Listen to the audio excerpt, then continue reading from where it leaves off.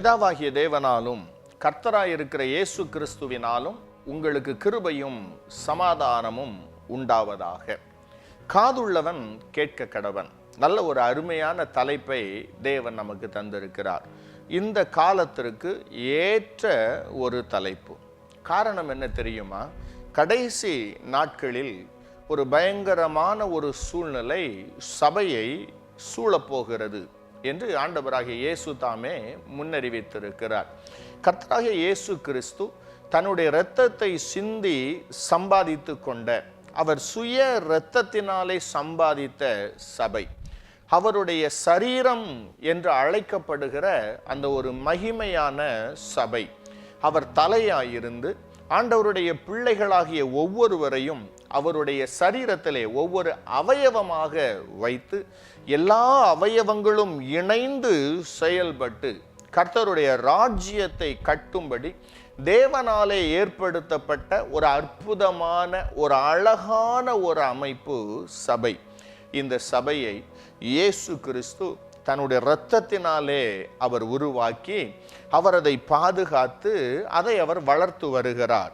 ஆனாலும் இந்த சபையை தீட்டுப்படுத்தும்படி, இந்த சபையை தடம் மாற பண்ணும்படி கடைசி நாட்களிலே மிகப்பெரிய வஞ்சகங்கள் நடைபெறும் என்றும், அந்த வஞ்சகத்திலே சபையானது சிக்கிக்கொள்ளக்கூடாது, சபையானது அதிலே விழுந்துவிடக்கூடாது, சாத்தானுடைய தந்திரத்தை சபையானது அறிந்து கொண்டு அதற்கு தப்பி அந்த பிசாசின் தந்திரங்களோடு போராடி அவைகளை ஜெயிக்க வேண்டும் என்றும் வேத வசனம் நமக்கு கூறுகிறது.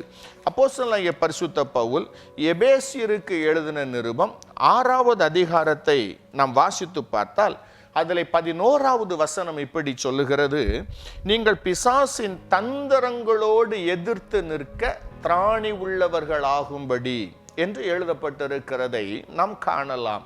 சாத்தானுடைய தந்திரங்களோடு சபையானது போராடி ஆண்டவராகிய இயேசு கிறிஸ்து சொன்ன அந்த வாக்குத்தத்தத்தின்படியே பாதாளத்தின் வாசல்கள் சபையை மேற்கொள்ளுவதில்லை என்று சொன்ன அந்த வாக்குத்தத்தங்களை சபை சுதந்திரித்து கொள்ள வேண்டும் என்று ஆவியானவர் விரும்புகிறார். அருமையான தேவனுடைய பிள்ளைகளே, ஒலிவ மலையில் இயேசு தனியாக இருந்தபோது அவரிடத்திலே வந்து சீஷர்கள் அழகாக 2 கேள்விகளை அவரிடத்திலே கேட்டார்கள். மத்தேயு 24வது அதிகாரம் 3வது மற்றும் 4வது வசனங்களை வாசிக்கும் போது அதிலே சீஷர்கள் கேட்ட கேள்விகளும் இயேசு அவர்களுக்கு கூறின பதிலும் எழுதப்பட்டிருக்கிறதை பார்க்கலாம். அதில் 3வது வசனத்தை நான் உங்களுக்கு வாசிக்கிறேன், கவனியுங்கள். பின்பு அவர் ஒலிவ மலையின் மேல் உட்கார்ந்திருக்கையில் சீஷர்கள் அவரிடத்தில் தனித்து வந்து, இவைகள் எப்பொழுது சம்பவிக்கும்? உம்முடைய வருகைக்கும் உலகத்தின் முடிவுக்கும் அடையாளம் என்ன? எங்களுக்கு சொல்ல வேண்டும் என்றார்கள். 4வது வசனத்தில் இயேசு அவர்களுக்கு பதில் கொடுக்கிறார். இயேசு அவர்களுக்கு பிரதியுத்தரமாக, ஒருவனும் உங்களை வஞ்சியாதபடிக்கு எச்சரிக்கையாயிருங்கள் என்று ஆண்டவர் பேசுகிறார். பிரியமான தேவனுடைய பிள்ளைகளே, 2 கேள்விகள். இவைகள் எப்பொழுது சம்பவிக்கும்? எவைகள் எப்பொழுது சம்பவிக்கும்?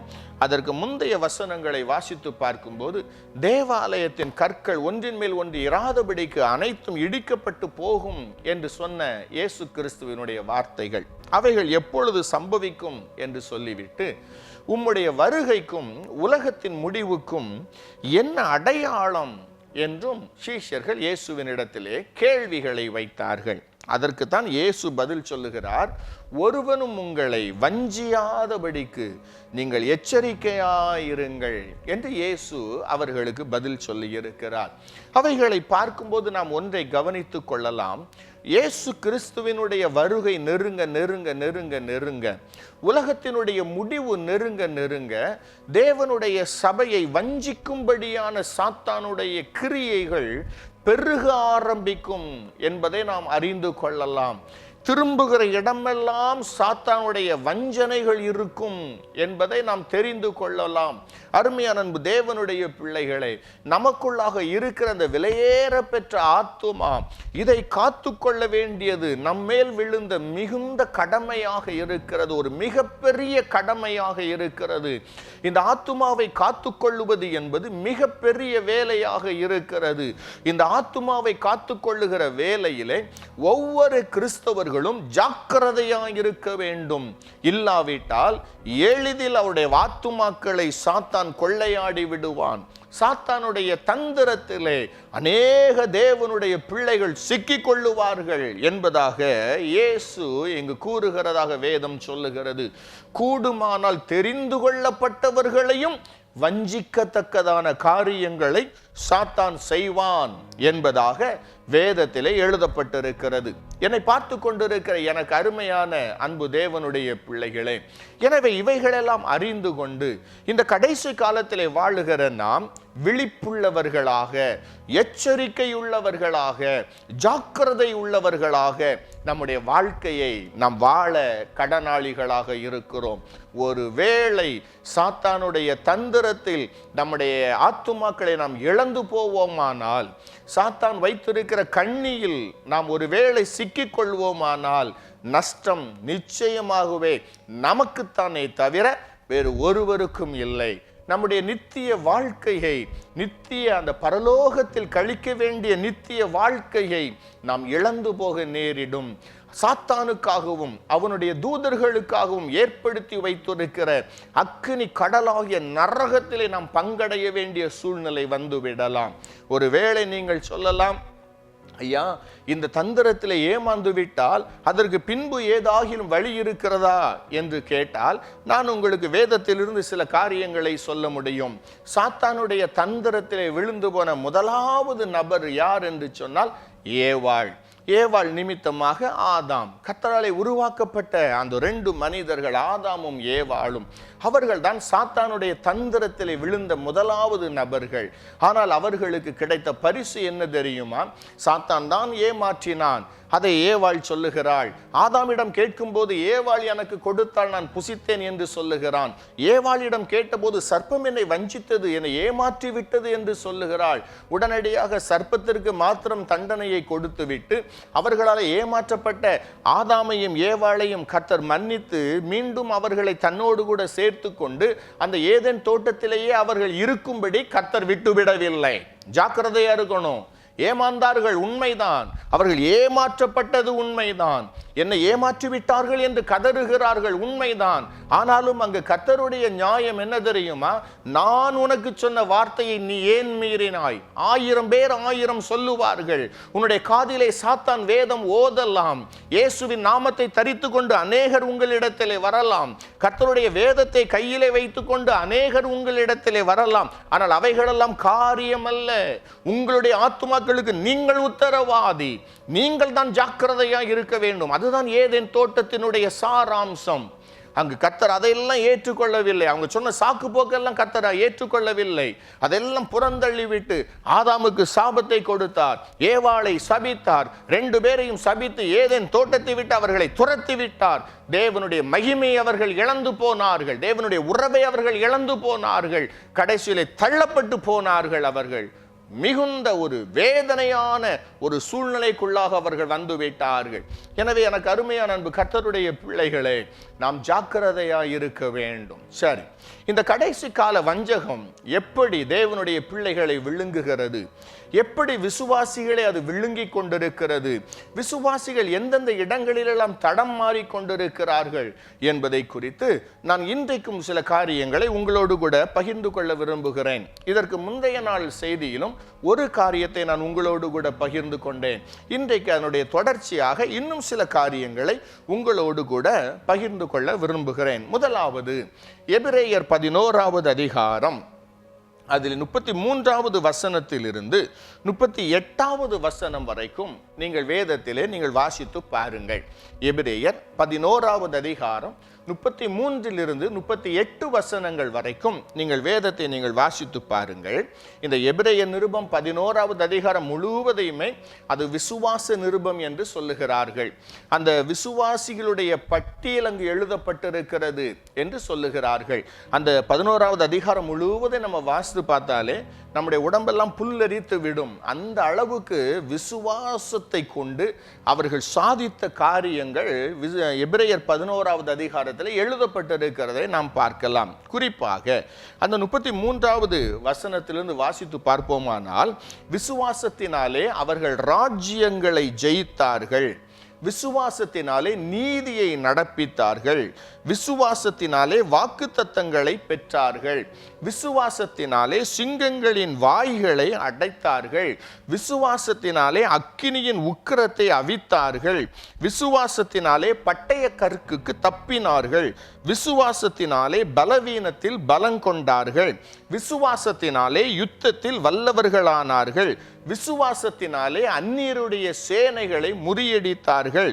இப்படி நிறைய காரியங்கள் அங்கு வேதத்திலே எழுதப்பட்டிருக்கிறதை பார்க்கலாம். இவைகளெல்லாம் பார்க்கும்போது நமக்கு ஒரு காரியம் நமக்கு தெளிவு உண்டாகிறது. நம்முடைய இருதயத்திலே ஒரு தெளிவு நமக்கு வருகிறது. அது என்ன தெரியுமா? கிறிஸ்தவத்தினுடைய மூலதனம் விசுவாசமே. விசுவாசம் இல்லாமல் தேவனுக்கு பிரியமாய் இருப்பது கூடாத காரியம். விசுவாசத்தினாலதான் சகலமும் ஆகும். விசுவாசிக்கிறவனுக்குத்தான் எல்லாம் கூடும். சரியாக சொல்ல வேண்டுமானால் விசுவாசம்தான் தேவனை கிரியை செய்ய வைக்கிற ஒரு சரியான ஒரு காரியமாய் இருக்கும். கர்த்தர் நம்மிடத்தில் தம்முடைய கிரியைகளை நடப்பிக்க வேண்டுமானால் நமக்குள்ளாக விசுவாசம் இருக்க வேண்டும். சரியான அளவு ஒரு விசுவாசம் இருந்தால்தான் தேவன் நம்முடைய வாழ்க்கையிலே கிரியைகளை நடப்பிக்க முடியும். விசுவாசத்தினாலே அவர்கள் செய்த சாதித்த சாதனைகள் கொஞ்சம் இங்கு எழுதப்பட்டிருக்கிறது. ஒரு பெரிய பட்டியலை ஆவியானவர் இங்கு வைத்திருக்கிறார். விசுவாசத்தினாலே செய்யப்பட்ட சாதனைகள், விசுவாசத்தினாலே சிங்கங்களின் வாய்களை கட்டினார்கள் என்று எழுதப்பட்டிருக்கிறது. விசுவாசத்தினாலே சில ஸ்திரீகள் சாக கொடுத்த தங்களுடைய பிள்ளைகளை உயிரோடு கூட எழுந்திருக்க பெற்றார்கள் என்று எழுதப்பட்டிருக்கிறது. இப்படி விசுவாசம் விசுவாசம் விசுவாசம் விசுவாசம் என்று சொல்லி விசுவாசத்தினாலே பலத்த காரியங்களை எல்லாம் செய்திருக்கிறார்கள் என்று எழுதப்பட்டிருக்கிறது. அப்போ விசுவாசம் இல்லாமல் கிறிஸ்தவம் இல்லை. கிறிஸ்தவம் என்றால் அது விசுவாச மார்க்கம் என்று அர்த்தம். வேதமும் அப்படி சொல்லுகிறது. நாம் தரிசித்து நடவாமல் விசுவாசித்து நடக்கிறோம் என்று வேதம் சொல்லுகிறது. என்னை பார்த்து கொண்டிருக்கிற எனக்கு அருமையான அன்பு தேவனுடைய பிள்ளைகளே, இன்றைக்கு நம்முடைய வாழ்க்கையிலே சில பிரச்சனைகள் வரும்போது, சில தேவைகள் வரும்போது, சில இக்கட்டான சூழ்நிலைகள் வரும்போது நாம் என்ன செய்கிறோம் என்பது ஒரு மிகப்பெரிய கேள்வி. அன்றைக்கு தேவனுடைய ஊழியர்கள், அப்போஸ்தலர்கள் சத்துருக்களாலே சிறைப்பிடிக்கப்பட்டு அவர்கள் சிறைச்சாலையிலே கட்டப்பட்டிருந்த அந்த நெருக்கடியான சூழ்நிலைகளில் சபையானது விசுவாசத்திலே சோதிக்கப்பட்டது.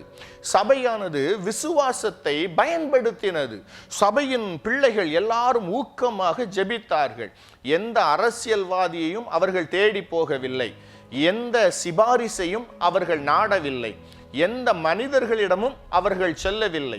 அவர்களுக்கு இருந்த ஒரே ஒரு நம்பிக்கை, சேனைகளின் தேவனாகிய கர்த்தர் ஒருவரே. அவர்கள் பயமுறுத்தப்பட்ட போது அவர்கள் விசுவாசத்தை செயல்படுத்தினார்கள். அவர்கள் கர்த்தரை மாத்திரம் சார்ந்திருந்தார்கள். அவர்கள் எல்லாரும் விசுவாசத்தோடு கூட ஜெபித்தார்கள். அவர்கள் இருந்த இடம் அசைந்தது. தேவனுடைய ஊழியர்கள் கட்டப்பட்டிருக்கும் போது சபையானது ஊக்கமாக ஜெபித்தது. எந்த மனுஷனையும் நம்பவில்லை. இன்னைக்கு இருக்கிற மாதிரி அவர்களுக்கும் போய் பார்க்கலாம், இவங்களையும் போய் பார்க்கலாம், நீங்களும் இந்த பக்கம் ஜெபம் பண்ணுங்க, நாங்க அந்த பக்கம் அப்படி ட்ரை பண்றோம், கொஞ்சம் பணம் கொடுக்கலாமா, லஞ்சம் கொடுத்துடலாமா, எப்படி ஆகிலும் ஊழியக்காரர் வெளியே கொண்டு வந்துடலாமா, அப்படிலாம் அந்த சபை எதையும் செய்யவில்லை. அன்றைக்கு பவுல் என்பவன் விசாரணை கைதியாக இருக்கும்போது ராஜா யோசிக்கிறான், நினைக்கிறான், பவுல் தனக்கு பணம் கொடுப்பான் என்று நினைத்தானாம். அப்படி பணம் கொடுத்தான்னா, கொஞ்சம் லஞ்சம் கொடுத்தான்னா பவுலை விடுதலை பண்ணிடலாம் அப்படின்னு சொல்லி அந்த ராஜா ஆயத்தமாய் காத்திருந்தானாம். ஆனால் அன்றைய விசுவாச வீரனாகிய பவுலோ, லஞ்சத்திற்கும் எனக்கும் சம்பந்தம் இல்லை, அதற்கும் எனக்கும் சம்பந்தமே இல்லை, என்னை உள்ள வச்சிருந்தா இன்னும் ரொம்ப வசதியா போச்சு, நிறைய பேருக்கு நான் சுவிசேஷத்தை சொல்லலாம் என்று சொல்லி தன்னை உள்ளே வைப்பதற்கு அதிகாரமுடைய ராஜாவையே நடுநடுங்க வைத்து விட்டான் பவுல். அவனுக்கே சுவிசேஷத்தை அறிவித்து விட்டான். கடைசியில் ராஜா பயந்து போனான். நீ என்னை கொஞ்சம் குறைய கிறிஸ்தவனாகிறதற்கு சம்மதிக்க பண்ணுகிறாய் என்று சொல்லுகிற அளவுக்கு பவுலுடைய வார்த்தைகள் அக்கினி பிளம்பாக அவனிடத்திலிருந்து புறப்பட்டு வந்தது. அன்பு தேவனுடைய பிள்ளைகளே, அன்றைய கிறிஸ்தவத்தை கவனித்து பாருங்கள், இன்றைய கிறிஸ்தவத்தை கவனித்து பாருங்கள். அன்றைய கிறிஸ்தவத்திற்கு விசுவாசமே மூலதனம். அவர்கள் பணத்தை நம்பி ஒரு காலம் எந்த காரியத்தையும் செய்யவில்லை. அவர்கள் ஒரு நாளும் மனிதர்களை சார்ந்து நிற்கவில்லை, ஒரு நாளும் அதிகாரிகளை சார்ந்து நிற்கவில்லை, ஒரு நாளும் மனிதர்களுடைய சிபாரிசுகளை தேடி அவர்கள் போகவில்லை. அன்றைய சபைக்கு இருந்த ஒரே ஒரு நம்பிக்கை கர்த்தர் மாத்திரமே. அன்றைய சபைகளில் தொழில்நுட்பம் இல்லை, அன்றைய சபைகளில் இவ்வளவு பணம் இல்லை, அன்றைய சபைகளில் அதிகாரம் பொருந்தின மனிதர்களுடைய அந்த ஆதரவெல்லாம் இல்லை. ஆனால் இயேசு அன்றைக்கு இருந்தார் சபைகளிலே, அன்றைக்கு கர்த்தர் இருந்தார். ஆனால் இன்றைய கிறிஸ்தவ உலகங்களை கவனித்து பாருங்கள்.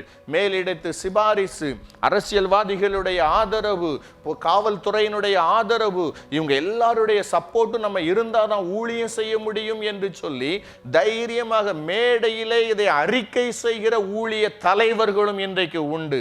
இன்றைக்கு அரசியல் சப்போர்ட் நமக்கு இல்லைன்னா நம்மளால ஊழியம் செய்ய முடியாது, எனவே நமக்கு அரசியல் சப்போர்ட்டும் வேண்டும் என்று சொல்லி அரசியல்வாதிகளோடு பின்னி பிணைந்திருக்கிற ஊழியர்கள் எத்தனை பேர் உண்டு.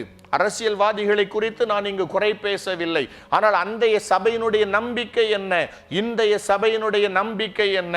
அன்றைய சபை எந்த காலத்திலும் மனிதர்களை சார்ந்து நிற்கவில்லை. அன்றைய கிறிஸ்தவம் ஒரு காலத்திலும் ராஜாக்களை சார்ந்து நிற்கவில்லை. எனவேதான் அன்றைய சபையை பார்த்து ராஜாக்கள் பயந்து நடுங்கினார்கள். அன்றைய சபையை பார்த்து மனிதர்களுக்கெல்லாம் பயம் உண்டாயிற்று.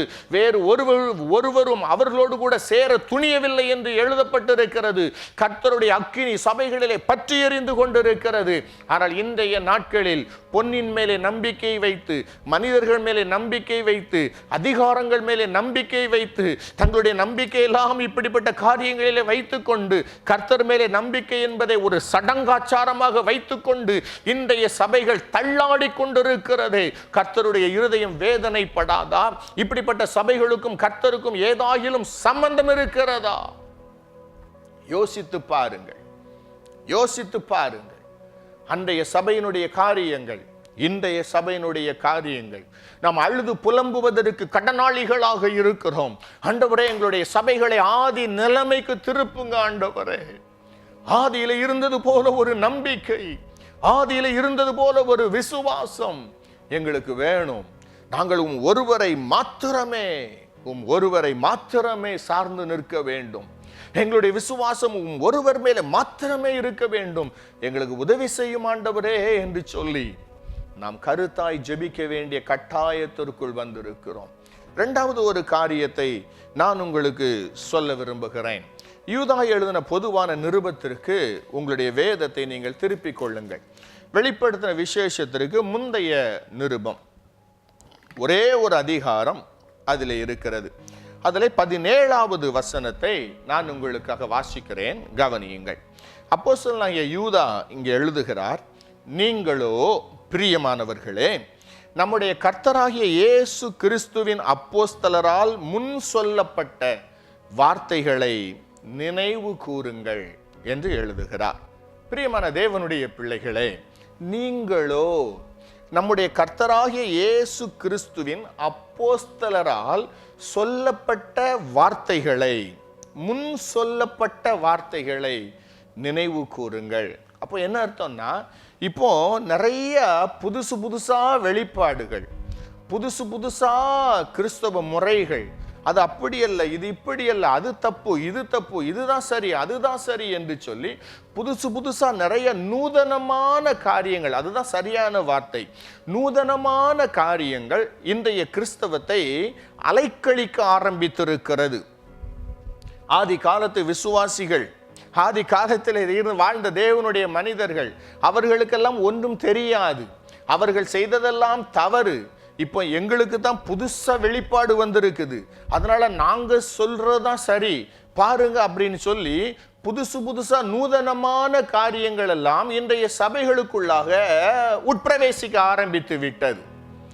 ஆதி காலத்துல வயதானவர்கள் ஒருவேளை இந்த செய்தி நீங்க கேட்டுட்டு இருந்தீங்கன்னா உங்களுக்கு தெரியும், ஆதி காலத்துல இருந்த பக்தி, ஆதி காலத்துல கர்த்தருக்கு பயப்பட்ட பயம், ஆதி காலத்துல கர்த்தரை தொழுது கொண்ட முறைகள், ஆதி காலத்து இசைகள், அவைகளெல்லாம் நல்ல இனிமையான இசைகள், ஆதி காலத்துல பாடப்பட்ட பாடல்கள், அந்த பாடல்கள் எல்லாம் கவனித்து பாருங்க. அந்த பாடல்கள் பாடப்பட்ட போது நம்முடைய இருதயம் உடைந்தது. அந்த பாடல்கள் பாடப்பட்ட போது இருதயத்திற்குள்ளாக ஒரு களி கூறுதல், ஒரு சந்தோஷம் உண்டாயிற்று. அந்த பாடல்கள் பாடப்பட்ட போது நம்முடைய இருதயம் தேவனோடு கூட இணைந்து கொண்டது.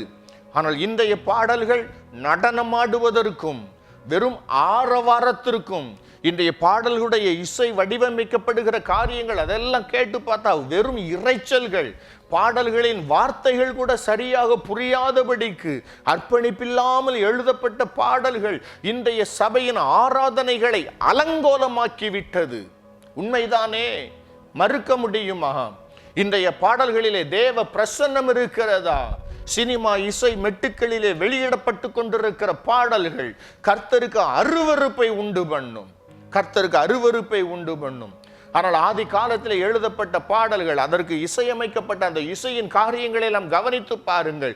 சினிமா வாசனையே இல்லாதபடி, துன்மார்க்கருடைய ஆலோசனையில் நடவாமலும், பாவிகளுடைய வழியில் நில்லாமலும், பரியாசக்காரர் உட்காரும் இடத்தில் உட்காராமலும் இருக்க வேண்டும் என்று சொன்ன வேதம், அவர்களுடைய வழக்கத்தின்படி கர்த்தரை பாடுகிறதற்கு, கர்த்தரை தொழுது கொள்வதற்கு அனுமதி கொடுக்குமா? எப்படி கொடுக்கும் வேதம்?